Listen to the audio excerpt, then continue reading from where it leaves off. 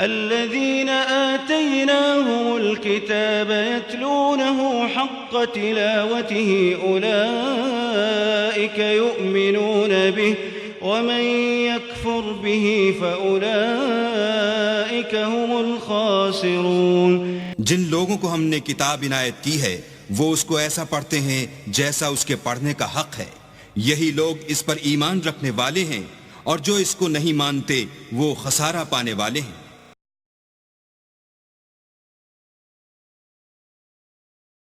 اعوذ باللہ من الشیطان الرجیم، بسم اللہ الرحمن الرحیم۔ سيقول السفهاء من الناس ما ولاهم عن قبلتهم التي كانوا عليها قل لله المشرق والمغرب يهدي من يشاء إلى صراط مستقيم وكذلك جعلناكم أمة وسطا لتكونوا شهداء على الناس ويكون الرسول عليكم شهيدا وما جعلنا القبلة التي كنت عليها إلا لنعلم من يتبع الرسول ممن ينقلب على عقبيه وإن كانت لكبيرة إلا على الذين هدى الله وما كان الله ليضيع إيمانكم إن الله بالناس لرؤوف رحيم قد نرى تقلب وجهك في السماء فلنولينك قبلة ترضاها فول وجهك شطر المسجد الحرام وحيث ما كنتم فولوا وجوهكم شطره وإن الذين أوتوا الكتاب ليعلمون أنه الحق من ربهم وما الله بغافل عما يعملون ولئن أتيت الذين أوتوا الكتاب بكل آية ما تبعوا قبلتك وما أنت بتابع قبلتهم وما بعضهم بتابع قبلة بعض ولئن اتبعت أهواءهم من بعد ما جاءك من العلم إنك إذا لمن الظالمين۔ نحمده ونصلي على رسوله الكريم، اما بعد فاعوذ باللہ من الشیطان الرجیم، بسم اللہ الرحمن الرحیم۔ سيقول السفهاء من الناس ما ولاهم عن قبلتهم التي كانوا عليها قل لله المشرق والمغرب يهدي من يشاء إلى صراط مستقيم صدق اللہ العظیم۔ اب یہ تحویل قبلہ کا مضمون براہ راست آ رہا ہے، اس کے لیے تمہیدی 2 رکوع ہم پڑھ چکے ہیں۔ حضرت ابراہیم کا تذکرہ جو معمار ہیں بیت اللہ کے، ابو الانبیاء ہیں، امام الناس ہیں، انہی کی ایک نسل بنی اسرائیل ہے، انہی کی ایک نسل بنی اسماعیل ہے۔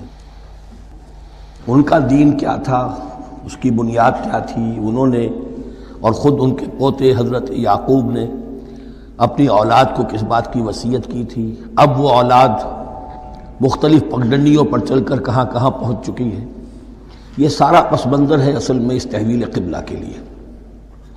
اور تحویل قبلہ پر پورے 2 رکوع آ رہے ہیں۔ اس سے بسا اوقات یہ خیال پیدا ہوتا ہے، میرے ذہن میں بھی کبھی ہوتا تھا کہ یہ ایسی بڑی بات کیا تھی جس کے لیے قرآن مجید نے اتنے شد و مد کے ساتھ اور اس قدر تفصیل کے ساتھ بلکہ تکرار کے ساتھ بات کی۔ تو اصل میں اس کو یوں سمجھیے کہ ایک خاص مذہبی ذہنیت ہوتی ہے، اور وہ مذہبی ذہنیت یہ ہوتی ہے کہ اعمال کے ظاہر پر ان کی توجہ زیادہ مرکوز ہو جاتی ہے، اعمال کی جو روح ہے زیادہ اس کی طرف توجہ نہیں ہوتی۔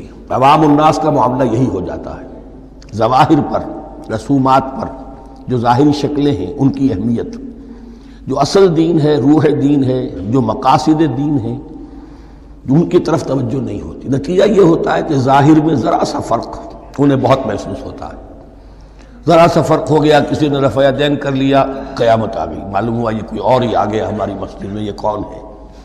کسی نے آمین ذرا اونچا کہہ دیا، پھر قیامت آ گئی۔ یہ ساری چیزیں جو یہ خاص ایک ذہنیت ہوتی ہے، اس ذہنیت کے پس منظر میں یہ مسئلہ چھوٹا نہیں تھا۔ ایک تو یہ کہ جو قبائلی اور قومی پس منظر تھا اس کے حوالے سے سمجھیے، مکے میں جو لوگ ایمان لائے، ظاہر بات ہے ان سب کو عقیدت تھی خانہ کعبہ کے ساتھ، خود حضور کو تھی۔ آپ روتے ہوئے نکلے ہیں اور آپ نے یہ فرمایا تھا کہ اے کعبہ مجھے تجھ سے بڑی محبت ہے، لیکن تیرے یہاں کے رہنے والے مجھے یہاں رہنے نہیں دیتے۔ پھر یہ کہ وہ جو عقیدت اور محبت تھی وہ تمام اور مسلمانوں کے دلوں میں بھی تھی۔ مدینے میں آ کر آپ نے رخ بدل دیا۔ جب تک مکے میں تھے معلوم ہوتا ہے کہ حضور جب کھڑے ہوتے تھے نماز کے لیے تو آپ اس طرح کھڑے ہوتے تھے کہ بیک وقت استقبال قبلتین ہو جاتا تھا، یعنی جو جنوبی دیوار ہے ایک طرف وہ کونا ہے جس میں حجر اسود ہے اور دوسری طرف وہ یمانی ہے، رکن یمانی جو یمن کی طرف ہے، جنوب کی طرف ہے۔ ادھر کوئی شخص کھڑا ہوگا اور وہیں پر انہی کے درمیان جو ہے جب طواف کیا جاتا ہے تو دعا مانگی جاتی ہے، ربنا آتنا فی الدنیا حسنۃ وفی الآخرۃ حسنۃ وقنا عذاب النار۔ باقی پورے طواف میں آپ جو چاہیں دعا مانگے، لیکن یہاں یہ دعا ہے خاص۔ اب اگر کوئی شخص ادھر کھڑا ہو کر نماز پڑھ رہا ہے تو کعبہ تو سامنے ہے ہی، ٹھیک سیت میں یروشلم بھی ہے۔ استقبال القبلتین، ایک ہی وقت میں دو قبلوں کی طرف رخ ہو گیا۔ مدینہ میں آ کر معاملہ بدل گیا، مدینہ درمیان میں ہے، مکہ مکرمہ اس کے جنوب میں ہے اور یروشلم اس کے شمال میں ہے۔ اب جنوب کی طرف رخ کریں گے تو پیٹھ ہوگی یروشلم کی طرف، یروشلم کی طرف رخ کریں گے تو پیٹھ ہوگی کعبے کی طرف۔ اس میں امتحان ہو گیا ان لوگوں کا جو ایمان لائے تھے کہ آیا وہ محمد الرسول اللہ صلی اللہ علیہ وسلم کے فرمان کی پیروی کرتے ہیں یا اپنی پرانی عقیدتوں اور اپنی پرانی جو روایات ہیں ان کو زیادہ اہمیت دیتے ہیں۔ اللہ کا شکر ہے جو لوگ مکے سے آئے تھے ان کی اتنی تربیت ہو چکی تھی کہ ان میں سے کسی کے لیے کوئی مسئلہ پیدا نہیں ہوا۔ اقبال کا وہ مصرع پھر سنا رہا ہوں، بمصطفیٰ برساں خیش را کے دی ہماوست، اگر بہو نہ رسیدی تمام بولہ بیست۔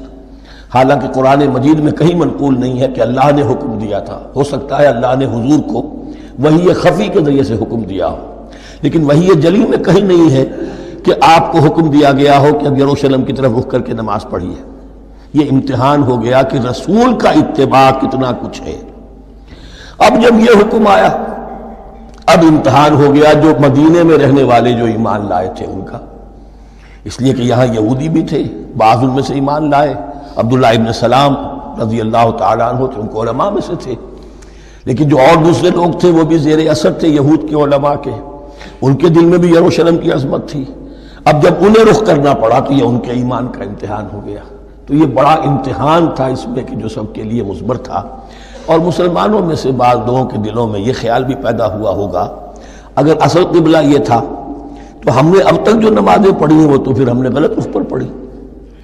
ہماری اتنی سالوں کی کسی کو ایمان لائے ہوئے 10 برس ہو گئے، ہماری ان نمازوں کا کیا بنے گا؟ وہ نمازیں ضائع ہو گئیں تو نماز تو ایمان کا رکن رکین ہے، تو بڑی تشویش پیدا ہو گئی۔ اس کے ساتھ ہی ایک مسئلہ یہ پیدا ہوا سیاسی اعتبار سے کہ یہود اب تک تو یہ سمجھ رہے تھے کہ حضور نے اور مسلمانوں نے ہمارا قبلہ اختیار کر لیا ہے، تو گویا کہ ہمارے کیمپ فالوورز ہیں، ہمارا تو انہوں نے اتباع کیا ہے، لہذا ہمیں کوئی خاص اندیشہ نہیں ان کی طرف سے۔ لیکن اب جب قبلہ بدل گیا تو ان کے کان کھڑے ہو گئے کہ یہ تو پھر کوئی نئی اب ملت ہے اور نئی امت کی تشکیل ہو رہی ہے، لہذا ان کی طرف سے مخالفت جو تھی اس کے اندر شدت زیادہ پیدا ہو گئی۔ یہ سارے مضامین تھے کہ جو یہاں پر زیر بحث آ رہے ہیں۔ سَيَقُولُ السُّفَهَاءُ مِنَ النَّاسِ، بہت غیر معمولی ہے اس کا آغاز ہی اس آیت کا۔ ان قریب کہیں گے لوگوں میں سے احمق اور بے وقوف لوگ، ما وَاللَّهُ مَنْ قِبْلَتِهِمُ الَّتِي كَانُوا عَلَيْهَا، کس چیز نے پھیر دیا انہیں اس قبلے سے کہ جس پر یہ تھے۔ یعنی یہ 16 مہینے نماز پڑھی ہے بیت المقدس کی طرف رخ کر کے یروشلم کی طرف اب کس چیز نے پھیر دیا انہیں؟ قل للہ المشرق والمغرب، دیکھیے وہی الفاظ جو 14ویں رکوع میں آئے تھے جو تمہید بن رہے تھے، کہہ دیجئے کہ اللہ ہی کے لیے ہے مشرق اور مغرب۔ گویا کہ شمال اور جنوب، مشرق و مغرب، شمال و جنوب، محاورے میں مشرق و مغرب زیادہ استعمال ہوتا ہے، سب اللہ کے ہیں، اللہ کسی سمت میں محدود نہیں ہے۔ یہدی من یشاء الی صراط مستقیم، وہ جس کو چاہتا ہے سیدھے راستے کی طرف ہدایت دے دیتا ہے۔ وَكَذَلِكَ جَعَلْنَاكُمْ، اب یہ خاص بات کہی جا رہی ہے، اے مسلمانوں تم اس تحویل قبلہ کو معمولی بات نہ سمجھو، یہ علامت ہے اس بات کی کہ اب تمہیں وہ حیثیت حاصل ہو گئی۔ وَكَذَلِكَ جَعَلْنَاكُمْ أُمَّةً وَسَطًا لِتَكُونُوا شُهَدَاءَ عَلَى النَّاسِ وَيَكُونَ الرَّسُولُ عَلَيْكُمْ شَهِيدًا۔ اب تمہارا فرض منصب یہ ہے کہ رسول نے جس دین کی گواہی تم پر دی ہے اپنے عمل سے، اپنے قول سے، اسی دین کی گواہی تمہیں دینی ہے اپنے قول سے اور اپنے عمل سے پوری نوع انسانی پر۔ اب تم لنک بن گئے ہو۔ اب تک نبوت کا سلسلہ جاری تھا، ایک نبی کی تعلیم ختم ہوئی، بگڑ گئی، تحریف ہو گئی، غائب ہو گئی، دوسرا نبی آ گیا، پھر کچھ تیسرا آ گیا، چلے آ رہے۔ لہذا ہر دور کے اندر اب وہ جو معاملہ تھا تسلسل کے ساتھ چل رہا تھا، اب یہاں نبوت ختم ہو رہی ہے محمد رسول اللہ صلی اللہ علیہ وسلم پر، تو نوع انسانی تو ختم نہیں ہو رہی، ابھی قیامت تو نہیں آئی ہے۔ اب آگے لوگوں کو تبلیغ کرنا، ان تک دین پہنچانا، ان پر حجت قائم کرنا، ان کا احقاق حق اور ابطال باطل کا فریضہ سر انجام دینا، یہ کون کرے گا؟ تو پہلے تو ہمیشہ اللہ کی طرف سے وہی جبریل لائے اور نبی کے پاس آ گئے، نبی نے لوگوں کو سکھا دیا۔ اب یہ کہ اللہ سے جبریل لائے محمد کے پاس، محمد نے سکھایا تمہیں، اور تمہیں سکھانا ہے پوری نوع انسانی کو، تو تم اب وہ درمیانی لنک ہو۔ وَكَذَلِكَ جَعَلْنَاكُمْ أُمَّةً وَسَطًا لِتَكُونُوا شُهَدَاءَ عَلَى النَّاسِ وَيَكُونَ الرَّسُولُ عَلَيْكُمْ شَهِيدًا۔ یہ مضمون زیادہ کھلے گا چل کر سورہ حج کی آخری آیات میں۔ اسی طرح سے مراد یہ ہے کہ تحویل قبلہ ایک مظہر ہے اس کا، اس سے اب تم اپنی ذمہ داریوں کا اندازہ کرو، صرف خوشیاں نہ مناؤ، جشن نہ مناؤ، بلکہ یہ کہ یہ ایک بہت بڑی ذمہ داری کا بوجھ ہے جو تم پر آ گیا۔ کبھی ہم نے اپنے بندے محمد کے کاندھوں پر جب یہ بوجھ رکھا تھا تو ان سے بھی کہا تھا صلی اللہ علیہ وسلم، اِنَّا سَنُلْقِي عَلَيْكَ قَوْلًا ثَقِيلًا، اے نبی ہم آپ پر ایک بھاری بات ڈالنے والے ہیں۔ وہی بھاری بات بہت بڑے پیمانے پر اب تمہارے کندھوں پر آ گئی ہے۔ وَكَذَلِكَ جَعَلْنَاكُمْ أُمَّةً وَسَطًا لِتَكُونُوا شُهَدَاءَ عَلَى النَّاسِ وَيَكُونَ الرَّسُولُ عَلَيْكُمْ شَهِيدًا وَمَا جَعَلْنَا الْقِبْلَةَ الَّتِي كُنْتَ عَلَيْهَا، اور ہم نے نہیں قرار دیا تھا اس قبلے کو جس پر کہ اے نبی آپ پہلے تھے۔ یعنی یہ دو طرح کی بات ہو سکتی ہے، وہی ایک خفی سے اللہ نے فرمایا ہو کہ اے محمد اب کچھ عرصے کے لیے یروشلم کی طرف رخ کر کے نماز پڑھو، وہی جلی میں نہیں ہے، اور یہ بھی ہو سکتا ہے یہ حضور کا اجتہاد ہو اور اسے اللہ نے قبول فرما لیا، دونوں باتوں کا امکان موجود ہے۔ حضور کے اجتہاد پر اگر اللہ کی طرف سے نفی نہ آئے تو وہ گویا اللہ کی طرف سے۔ وَمَا جَعَلْنَا الْقِبْلَةَ الَّتِي كُنْتَ عَلَيْهَا إِلَّا لِنَعْلَمَ مَن يَتَّبِعُ الرَّسُولَ وَمِمَّن يَنقَلِبُ عَلَىٰ عَقِبَيْهِ، اور نہیں ٹھہرایا تھا ہم نے اس قبلے کو جس پر کہ آپ رہے ہیں مگر یہ جاننے کے لیے کہ کون ہے، یہ ظاہر کرنے کے لیے کہ کون ہے کہ جو اتباع کرتے ہیں رسول کا صلی اللہ علیہ وسلم، اور وہ کون ہے کہ جو اپنی ایڑیوں کے بل لوٹ جاتے ہیں۔ یعنی مدینے میں آ کر اگر کوئی مکے کا مسلمان کہتا صاحب یہ قبلہ مجھے قبول نہیں ہے، وہ واپس ہو جاتا، ایسا ہوا نہیں۔ اور اب جب مکے کی طرف رخ ہو گیا ہے تو کوئی انصار میں سے، کوئی مدینے میں جو ایمان لائے ان میں سے کسی نے کہا کہ ٹھیک ہے جی ہمارا قبلہ وہ تھا، اب آپ نے اپنا قبلہ بدل دیا، آپ کا راستہ اور ہمارا راستہ اور، نہیں، وہ تمام کے تمام مسلمان ان آزمائشوں میں کامیاب ہوئے۔ وَإِن كَانَتْ لَكَبِيرَةً إِلَّا عَلَى الَّذِينَ هَدَى اللَّهُ، اور واقعہ یہ ہے یقیناً یہ بہت بڑی بات تھی، اس طرح قبلے کے اندر تبدیلی قبول کر لینا آسان بات نہیں ہوتی، بڑا حساس مسئلہ ہوتا ہے، مگر ان کے لیے کہ جن کو اللہ نے ہدایت دی۔ وَمَا كَانَ اللَّهُ لِيُضِيعَ إِيمَانَكُمْ، اور اللہ ہرگز تمہارے ایمان کو ضائع کرنے والا نہیں ہے۔ ایمان سے یہاں مراد نماز جو ہے الصلاۃ عماد الدین، وہ جو تشویش ہو گئی تھی کہ ہماری ان نمازوں کا کیا بنے گا جو ہم نے 16 مہینے پڑھی ہیں بیت المقدس کی طرف رخ کر کے۔ وَمَا كَانَ اللَّهُ لِيُضِيعَ إِيمَانَكُمْ، اس وقت وہ حکم تھا رسول کا، وہ اللہ کے ہاں مقبول ہے، اس وقت یہ حکم ہے جو تمہیں رسول کی معرفت مل رہا ہے، اب تم اس کی پیروی کرو۔ ان اللہ بالناس لرؤوف الرحیم، یقیناً اللہ تعالیٰ تو انسانوں کے حق میں بہت ہی شفیق ہے اور بہت ہی رحیم ہے۔ قد نرى تقلب وجهك في السماء، معلوم ہوتا ہے خود حضور کو انتظار تھا اس فیصلے کا، اور معلوم ہوتا ہے کہ آپ پر بھی شاخ گزر رہا تھا یہ وقفہ کہ جس میں نماز پڑھتے ہوئے پیٹھ ہو رہی تھی بیت اللہ کی طرف، تو آپ بار بار آپ کی نگاہیں آسمان کی طرف اٹھتی تھی کہ کب وحی آئے، کب جبرائیل حکم لے کر آئیں۔ قد نرى تقلب وجهك في السماء، اے نبی ہم نے آپ کے چہرے کا بار بار آسمان کی طرف اٹھنا دیکھ لیا ہے۔ فَلَنُوَلِّيَنَّكَ قِبْلَةً تَرْضَاهَا، اس آیت میں بڑی شفقت، بڑی محبت، بڑی عنایت ہے محمد الرسول اللہ صلی اللہ علیہ وسلم کے لیے اللہ کی طرف سے۔ تو ہم بدلے دیتے ہیں، پھیرے دیتے ہیں قبلہ جو آپ کو پسند ہے۔ ظاہر بات ہے کہ حضور کو جو محبت تھی اور جو بھی آپ کو ایک رشتہ قلبی تھا بیت اللہ کے ساتھ، فَلَنُوَلِّيَنَّكَ قِبْلَةً تَرْضَاهَا، ہم بدلے دیتے ہیں، بدل دیں گے قبلہ اسی طرف جو آپ کو پسند ہے۔ فَوَلِّ وَجْهَكَ شَطْرَ الْمَسْجِدِ الْحَرَامِ، تو بس اب پھیر دیجئے اپنے رخ کو مسجد حرام کے رخ پر۔ وَحَيْثُ مَا كُنْتُمْ، اور مسلمانوں جہاں کہیں بھی تم ہو، مدینے میں ہو یا کہیں اور ہو، مغرب میں ہو، شمال میں ہو، جنوب میں ہو، کہیں ہو، فَوَلُّوا وُجُوهَكُمْ شَطْرَهُ، تو اپنا چہرہ نماز میں اسی کے رخ پر پھیرو۔ وَإِنَّ الَّذِينَ أُوتُوا الْكِتَابَ لَيَعْلَمُونَ أَنَّهُ الْحَقُّ مِنْ رَبِّهِمْ، اور جن لوگوں کو کتاب دی گئی تھی وہ جانتے ہیں کہ یہ حق ہے ان کے پروردگار کی طرف سے۔ تورات میں بھی یہ مذکور تھا کہ اصل قبلہ ابراہیمی وہی تھا، اس لیے کہ یروشلم تو تعمیر کیا ہے حضرت ابراہیم سے کوئی 1000 سال کے بعد حضرت سلیمان نے۔ یہ جو بھی ہیکل سلیمانی ہے کم سے کم 1000 برس کا فصل ہے حضرت ابراہیم میں حضرت سلیمان میں۔ تو حضرت ابراہیم کا قبلہ کون سا تھا؟ تو وہ بھی مولانا امین حسن اصلاحی صاحب نے اردو میں ترجمہ کیا ہے مولانا حمید الدین فراہی کی کتاب کا، اور وہ بہت اہم ہے اس موضوع کو سمجھنے کے لیے۔ بہت سے مسلمان مفسرین نے بھی اس میں ٹھوکر کھائی ہے۔ ان الذین اوتوا الکتاب لیعلمون انہ الحق من ربہم وما اللہ بغافل عما یعملون، اور اللہ غافل نہیں ہے اس سے کہ جو وہ کر رہے ہیں۔